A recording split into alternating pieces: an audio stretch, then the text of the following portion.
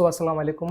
उम्मीद करता हूँ कि आप सब खैरियत से होंगे और अगर अभी आपने मेरे यूट्यूब चैनल को सब्सक्राइब नहीं किया है तो प्लीज़ बराए मेहरबानी मेरे यूट्यूब चैनल को अभी सब्सक्राइब कर दें और बेल आइकन को ज़रूर प्रेस कर दें ताकि जो भी मेरी वीडियोज़ आएँ वो आप तक नोटिफिकेशन पहुँच जाए। तो सबसे पहला सवाल ये है, सवाल आपके ज़हन में भी तमाम लोगों के ज़हन में ये आता है कि क्या ओवैसी भाजपा की बी टीम है? और ये सवाल जो है वो विपक्ष की पार्टियों की तरफ से, यानी जो एमआईएम के खिलाफ है, वो पार्टियां चीख-चीख करके अपने मंचों पर चिल्लाती है कि ओवैसी जो है वो भाजपा के लिए काम करता है। ओवैसी की पार्टी एमआईएम भाजपा को जिताने के लिए काम करती है।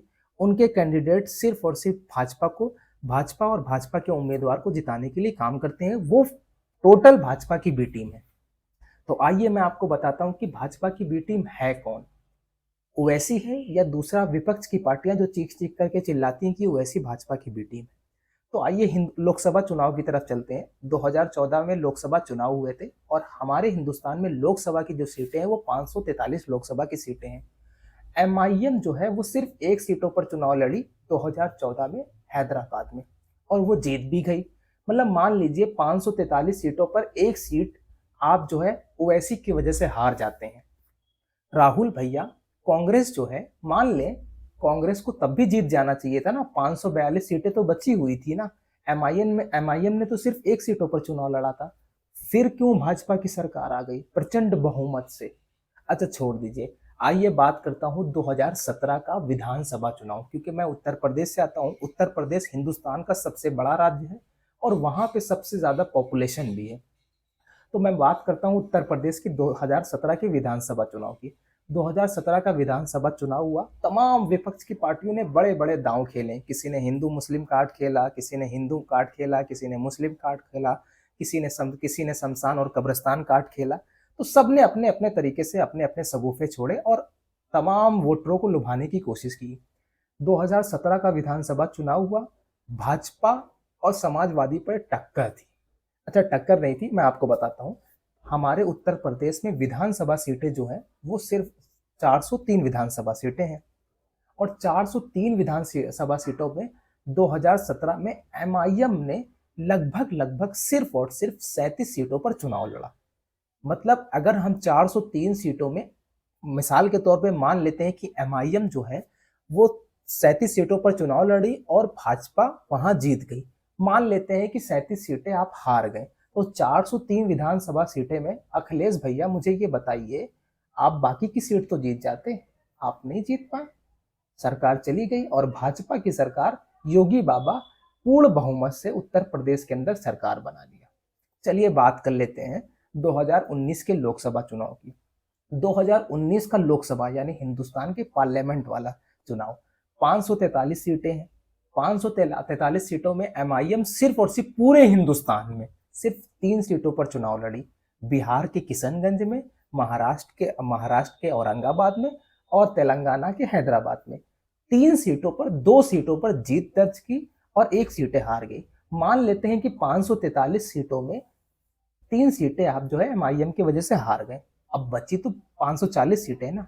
कांग्रेस क्यों नहीं जीत पाई? तमाम जो विपक्ष की पार्टियां हैं वो क्यों नहीं जीत पाई, क्यों नहीं भाजपा को हरा पाई? एमआईएम तो सिर्फ 3 सीटों पर चुनाव लड़ी ना, फिर क्यों जीत गए? आइए तो छोड़ देते हैं। अब आपको समझ में आ रहा है ना कि भाजपा की बी टीम कौन है? आप समझ रहे हैं ना एमआईएम कहां कहां लड़ी? मध्य प्रदेश में एमआईएम चुनाव नहीं लड़ी, भाजपा की सरकार वहां पर कैसे बन गई? राजस्थान में एमआईएम कुछ सीटों पर चुनाव लड़ी, भाजपा की वहां प्रचंड बहुमत से सरकार कैसे बन गई? और जो तमाम राज्यों में होता है, छत्तीसगढ़ मान लीजिए, गोवा मान लीजिए, बहुत सारे ऐसे राज्य मान लीजिए जहां एमआईएम चुनाव लड़ती ही नहीं है। पश्चिम बंगाल जैसे बहुत बहुत सारे ऐसे प्रदेश हैं जहां पर एमआईएम चुनाव लड़ती नहीं, वहां पर भी भाजपा की सरकार है। वहां पर क्या ओवैसी जो है क्या सपनों में आ जाता है क्या? समझ रहे हैं ना आप कि कौन है भाजपा की बी टीम? अच्छा आइए 2022 का चुनाव, बहुत बड़ा चुनाव उत्तर प्रदेश का, क्योंकि उत्तर प्रदेश की जो जनसंख्या है लगभग लगभग जो है वो खास करके मुसलमानों की बात कर ले तो 20 से 22% मुसलमान उत्तर प्रदेश में है। मुसलमानों को एक जहन में बैठाल दिया गया कि मुसलमानों अब एक तरफा वोट देना है वरना भाजपा आ जाएगी, जबकि मुसलमानों को ये मालूम होना चाहिए कि मुसलमानों ने कभी जिंदगी में, बहुत कम ही लोगों ने भाजपा को वोट दिया होगा। आप भी वीडियो देख रहे होंगे तो मुझे लगता है कि आपने कभी भी भाजपा को वोट नहीं दिया होगा, तब भी भाजपा जीत गई। लेकिन फिर भी एक ज़हनियत पैदा कर दी गई जवानों के अंदर, नौजवानों के अंदर, बुजुर्गों के अंदर, महिलाओं के अंदर, बच्चों के अंदर कि हम जो है मुसलमान सिर्फ और सिर्फ भाजपा के खिलाफ वोट करेगा तभी भाजपा को हरा पाएगा। चलिए, तारीख गवाह है, हिस्ट्री गवाह है, इतिहास गवाह है कि आज तक मुसलमानों ने किसी भी पार्टी को इस तरह से वोट नहीं किया जितना अखिलेश भैया को वोट किया। 2022 का चुनाव हुआ विधानसभा, 403 विधानसभा सीटें थी। छोटे बड़े दल मिल करके अखिलेश भैया के साथ, गठबंधन से के साथ हाथ से हाथ मिला करके, साने बसाने खड़े होकर के चुनाव लड़ा। हुआ क्या कि भाजपा की सरकार प्रचंड बहुमत से उत्तर प्रदेश के बाद दूसरी बार बन गई। अब बताइए, एमआईएम तो उत्तर प्रदेश में विधानसभा सीटों पे लगभग 100 सीटों पर चुनाव लड़ी थी।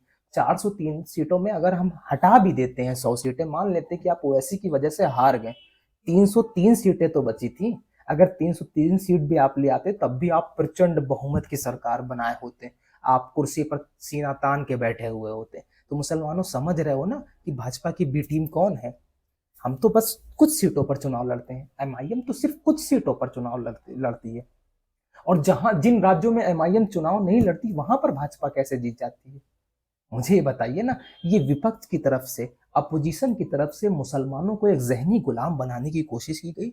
आजादी से लेकर के 70 साल, अभी लगभग 75 साल आजादी को हो गए, अब तक मुसलमानों को पहले क्या किया गया, उन्हें कमजोर किया गया, वो चलने से मोहताज हो गए, उन्हें लंगड़ा कर दिया गया। मतलब पहले जो है मुसलमान चल रहा था, अब अपोजिशन पूरा मिल गया और सिर्फ मुसलमानों की दावेदारी ठोक रहा है, मुसलमानों की वोट की दावेदारी ठोक रहा है कि मुसलमान एक तरफा वोट दे, हम भाजपा को हरा लेंगे। कैसे हरा लोगे भाई? आप कैसे हरा लोगे? आपने 2014, 2017, 2019, और खास बात मैं आपको बता दूं कि अभी उपचुनाव हुआ मेयर का मेरठ के अंदर, 2023 में लेटेस्ट न्यूज है, जहां पर भाजपा पहले नंबर पर रही और एमआईएम दूसरे नंबर पर रही और समाजवादी पार्टी तीसरे नंबर पर रही। अगर समाजवादी पार्टी चुनाव न लड़ती तो मेरठ के अंदर अगर मेयर किसी पार्टी का होता तो वो एमआईएम का होता, एक मुस्लिम मेयर होता। लेकिन लड़ी क्या? समाजवादी पार्टी तीसरे नंबर पे थी। अब बताइए, समाजवादी पार्टी तीसरे नंबर पे थी, अखिलेश भैया वाली पार्टी तीसरे नंबर पे थी। अगर सोचो अखिलेश भैया वाली पार्टी न लड़ती तो हम जीत जाते हैं। अब बताइए भाजपा की बी टीम कौन है? सिर्फ मुसलमानों को जहन में ये डाल दिया गया है कि भाजपा की बी टीम अगर कोई है तो सिर्फ ओवैसी है, जबकि संविधान ने, हमारे देश के कानून ने सबको अधिकार दे रखा है कि वो अपने पार्टी के सिंबल से चुनाव लड़ सकते हैं। कौन नहीं लड़ता है? अखिलेश भैया भी लड़ते हैं भाजपा के खिलाफ, आरएलडी भी लड़ती है, ओम प्रकाश राजभर भी लड़ते हैं, नीतीश बाबू लड़ते हैं, तेजस्वी बाबू भी लड़ते हैं, पश्चिम बंगाल की मुख्यमंत्री ममता बनर्जी भी लड़ती हैं, बाल ठाकरे साहब भी लड़ते हैं, नीतीश पवार, मान लिया, बहुत सारी विपक्ष की पार्टियां हैं वो चुनाव लड़ती हैं। फिर सिर्फ और सिर्फ मुसलमानों की, सिर्फ और सिर्फ एमआईएम को ही भाजपा की बी टीम क्यों कहा जाता है? मुसलमानों समझना है वक्त और हालात और अपनी क़यादत को, अपनी ताकत को, अपनी मजबूती को खुद से मजबूत करना है, वरना ये नाम नेहात सेकुलर पार्टियों ने खूब लंबी चौड़ी साजिश रच चुके हैं कि मुसलमानों को अब अपाहिज कर दिया जाए। या ये किसी शायर ने क्या खूब कहा है कि गिरते रहते तो गिर के संभलते रहते, बैठे रहने से बेहतर था कि चलते रहते। और मुसलमान दूसरों के पैरों से चलकर आज कहीं का ना रहा, अपने पैरों से चलता तो फिर चलता रहता। तो कहने का मतलब ये है कि मुसलमानों अपने पैरों से धीरे धीरे चलने की कोशिश कीजिए। वक्त और हालात बदलेंगे, आप भाजपा को नहीं हरा सकते जब तक दूसरी पार्टियों के दूसरे वोटर्स आपके साथ नहीं होंगे, अकेले नहीं हरा सकते। तो कोशिश कीजिए, जब तक दूसरी पार्टी के लोग उनको वोट देते हैं, आप भी अगर दूसरे लोग दूसरे को वोट देकर के जिता रहे हैं तो आप भी अपने लोगों को वोट देकर के जिता सकते हैं। तो वक्त और जरूरत और हालात को समझना। 2024 का लोकसभा चुनाव सर पर है। एमआईएम नहीं बल्कि Congress, Samajwadi party, RLD party या जो भी पार्टी हो, विपक्ष की पार्टियां, उन सबको अधिकार है चुनाव लड़ने का। तो हमें अधिकार क्यों नहीं है? हमें ही क्यों बताया गया भाजपा की बी टीम? उम्मीद करता हूं कि आप मेरे वीडियो के मकसद को समझ गए होंगे। खास करके जवानों को इस वीडियो को ज्यादा से ज्यादा शेयर करना, ताकि विपक्ष का जो दोहरा मुखौटा है वो हमारे नौजवानों के सामने आ सके, क्योंकि नौजवान ही आने वाले वक्त का मुस्तकबिल है। तो चलता हूं भाई, अस्सलाम वालेकुम।